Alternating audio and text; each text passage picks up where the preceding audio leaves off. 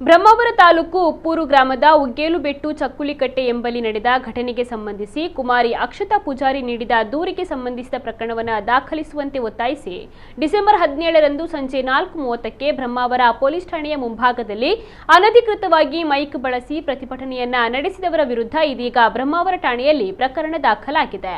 ಆರೋಪಿತರಾದ ಪ್ರವೀಣ್ ಪೂಜಾರಿ, ಸ್ಮಿತಾ ಸುಧೀರ್ ಹಾಗೂ ಪೃಥ್ವಿರಾಜ್ ಶೆಟ್ಟಿ ಬಿಲ್ಲಾಡಿ ಹಾಗೂ ಇತರರು ಸೇರಿದಂತೆ ಸುಮಾರು 250ರಿಂದ 300 ಮಂದಿ ಸೇರಿ ಧ್ವನಿವರ್ಧಕವನ್ನ ಬಳಸಿ ಪ್ರತಿಭಟನೆಯನ್ನು ನಡೆಸಿದ್ದಾರೆ.